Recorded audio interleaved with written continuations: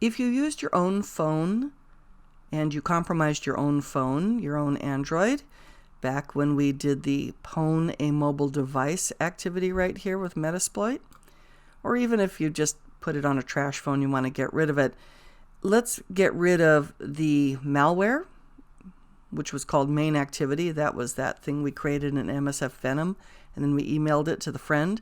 Let's get rid of that. It's quite easy.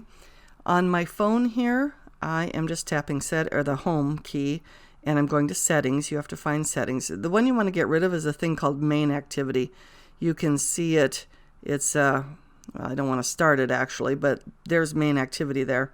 But we're going to get rid of it now. We go to settings, and in general, and your phone might be organized a little bit differently, you in general in settings want to come down to where apps are, wherever your apps are. Open up apps, tap that, scroll down and find main activity. Find main activity, go down, down, down. There it is right there. Open that up, and you can stop it, do a force stop, tap OK, and then uninstall. And we'll get rid of this thing also. Give it just a moment to stop. Then we want to uninstall.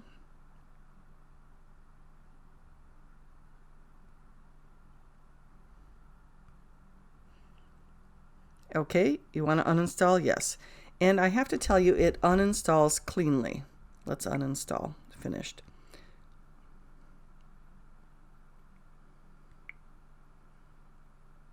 Okay, you might have to do it a couple of times. But when we go down here, we can see main activity is now gone. When you do uninstall it, it will be clean. There will be no artifacts left over.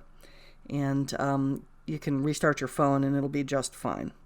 If we go back to the desktop, we can see that there is no main activity. Go to all of the running apps. There won't be any artifacts, I promise you.